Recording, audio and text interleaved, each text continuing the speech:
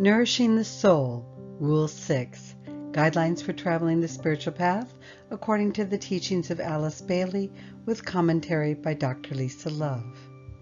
Rules for Group 7, the Probationary Disciple. This is the 6th of 14 rules found in the Alice Bailey book, Initiation, Human and Solar, that those who are connected to Bailey's Group 7 Probationary Discipleship stage are meant to follow. These rules are only recommendations, but if followed, they will help you along the spiritual path to have fewer difficulties as you progress.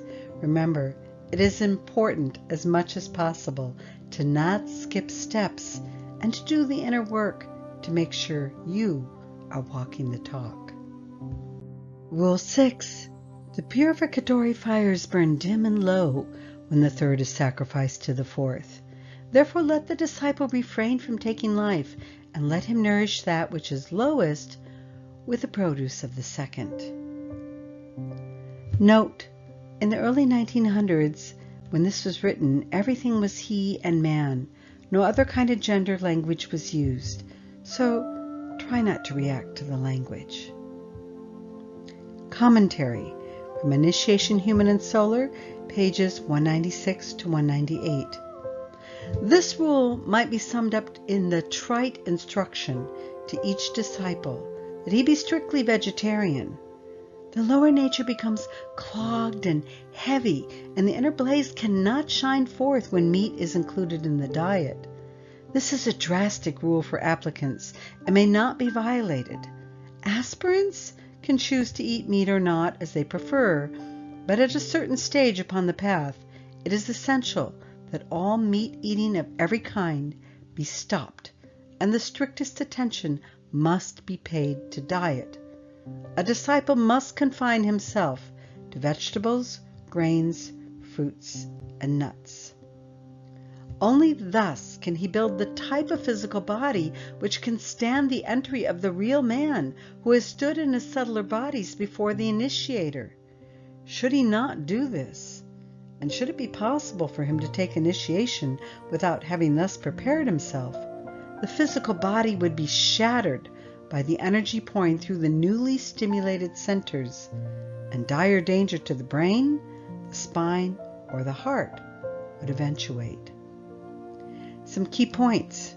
If we are an aspirant, we can eat meat or not, but at a certain stage upon the path, it is essential that all meat eating of every kind be stopped, and the strictest attention must be paid to diet.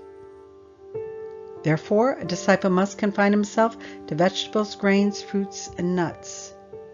And should it be possible to take initiation without thus having prepared himself, the physical body would be shattered by the energy pouring through the newly stimulated centers, and dire danger to the brain, spine, or heart would eventuate. It must, of course, here be recognized that no hard or fast rules can ever be laid down, except the initial one that for all applicants for initiation, meat, fish, and fermented liquors of all kinds, as well as the use of tobacco, are absolutely forbidden.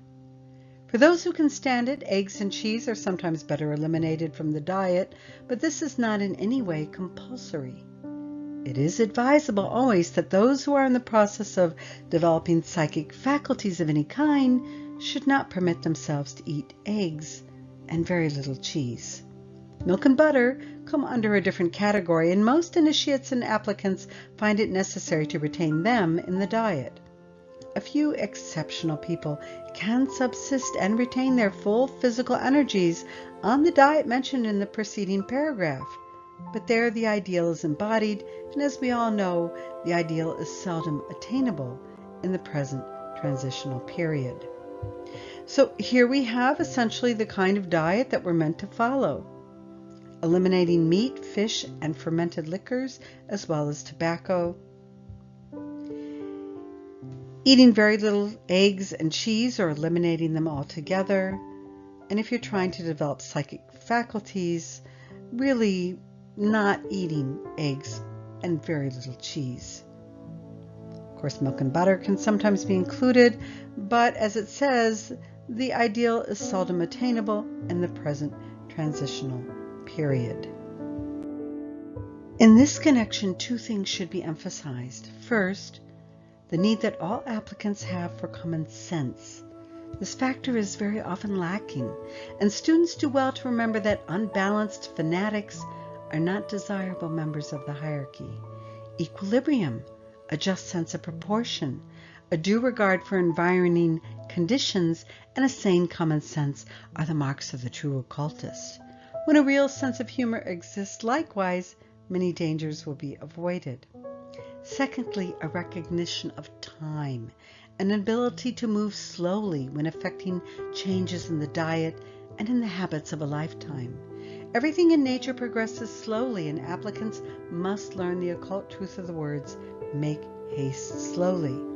A process of gradual elimination is usually the path of wisdom, and this eliminating period should, under ideal conditions, which so seldom exist, cover the stage which we call that of the aspirant, so that when a man becomes an applicant for initiation, he will have done the necessary preparatory purification of the diet. So some key points: use your common sense. Many of us are not born into families that have healthy lifestyles or vegetarian or even vegan lifestyles. So we have to have common sense. And we don't want to become unbalanced fanatics. We don't want to become judgmental of other people who are not having the ideal diet here. We need equilibrium. That means we need to keep our balance. We need a just sense of proportion and a due regard for environing conditions. What does that mean? It means it's very difficult, even if you're a vegetarian or vegan, to find organic food, to find food that is grown in healthy soil, that hasn't been contaminated by pesticides. It can be very difficult, and we have to simply do our best and not be judgmental of ourselves or of others. And as we make these changes, we need a sense of humor, and we need to make haste slowly. The commentary by myself, Dr. Lisa Love.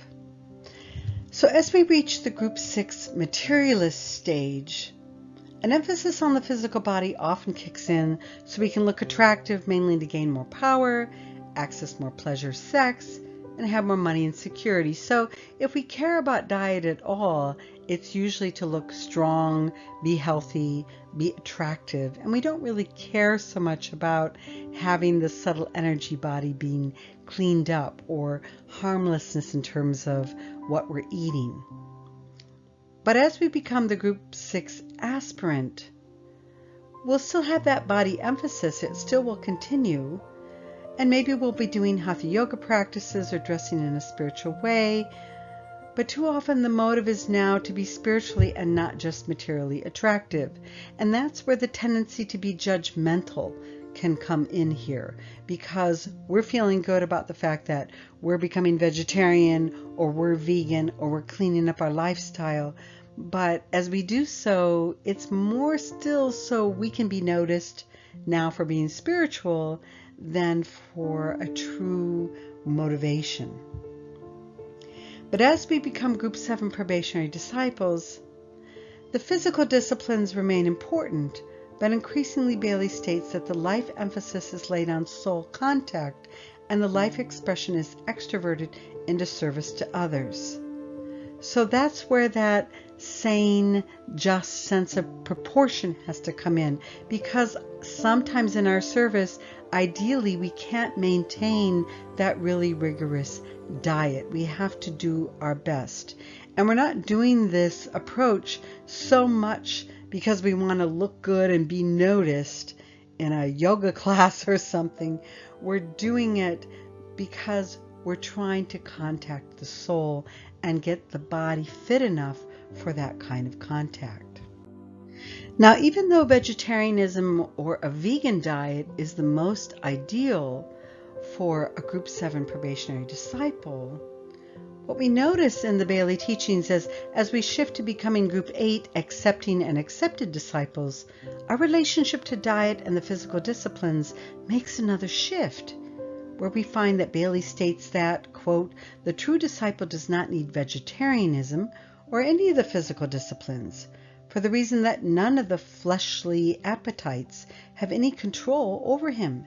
His problem lies elsewhere, and it is a waste of his time and energy to keep his eye focused on doing the right things physically, because he does them automatically, and his spiritual habits offset all the lower physical tendencies.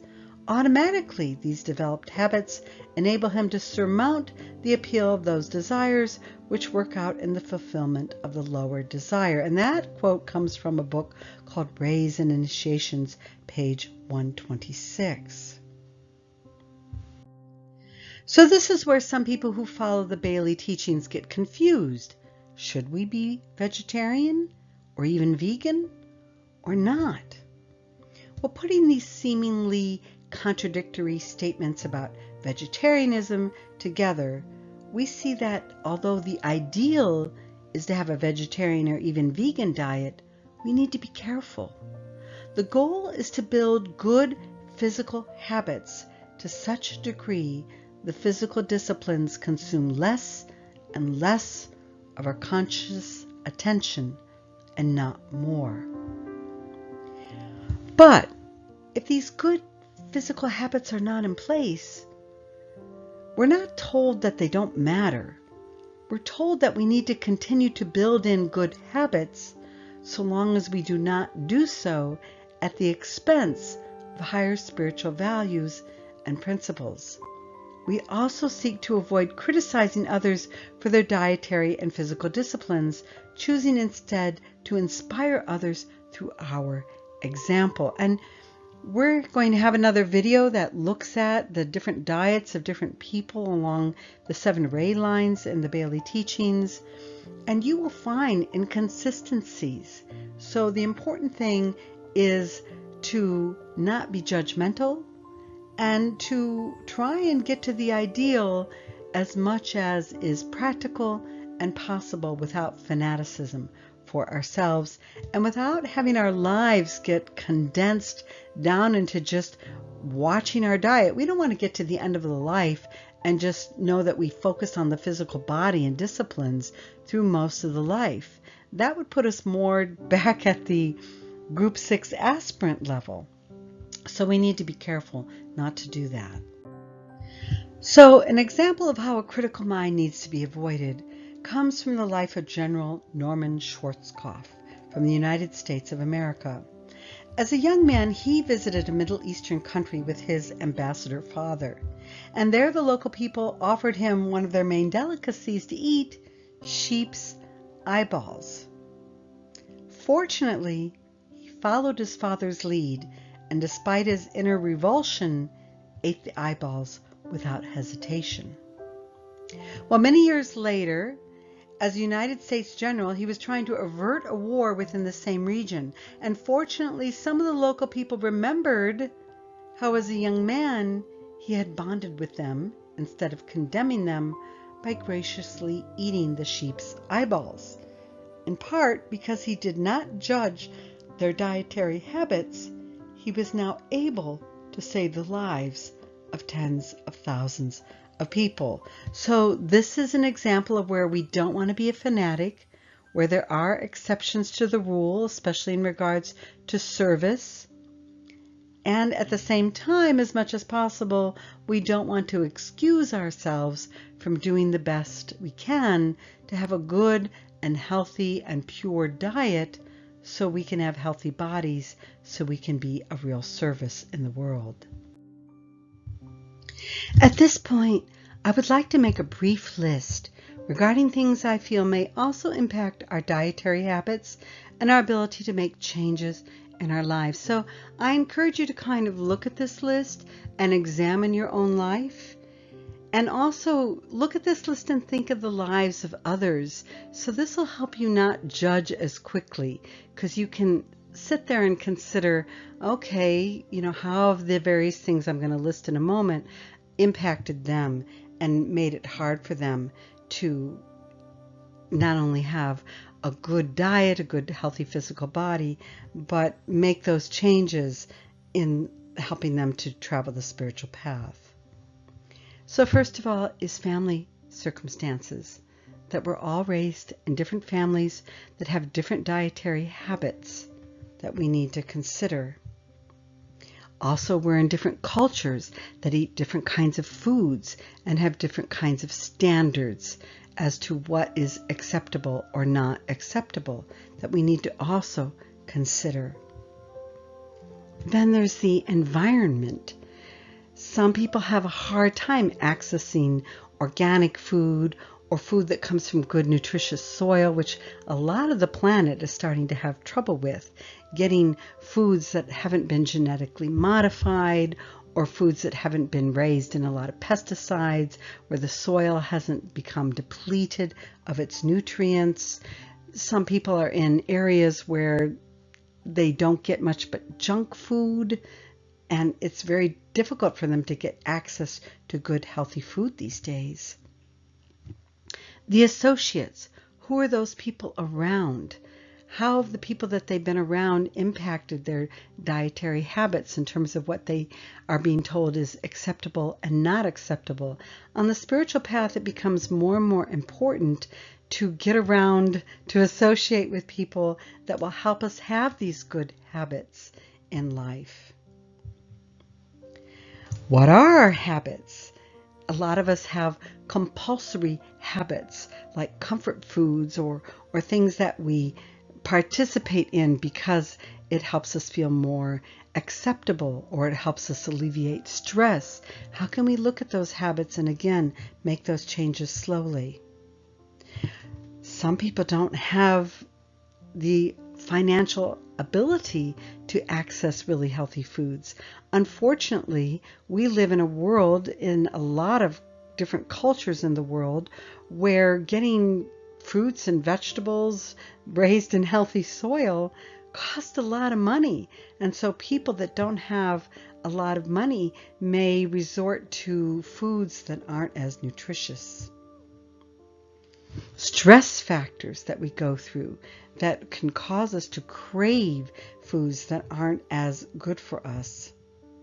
And the aging process that we go through that can make it more difficult to make these changes if we haven't been able to make them earlier in our lives. I would also like to show you some pictures that might emphasize why it is harder to take initiation, which is an expansion of our consciousness, if we don't pay attention to diet. We all know that a poor diet may make us sluggish, and according to the Ayurvedic system, diet can even affect our moods, making us more rajasic, or hyper and aggressive, or apathetic and dull, tamasic, or even tempered if we have a sattvic kind of diet.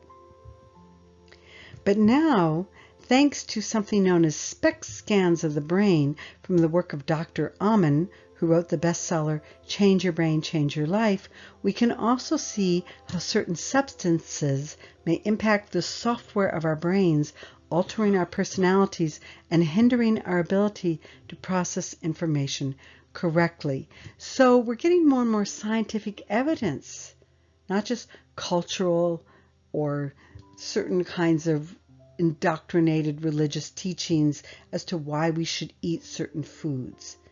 And this SPECT scans, for example, show what happens if we have a healthy brain, which we see here at the top of the healthy brain and the bottom of a healthy brain here.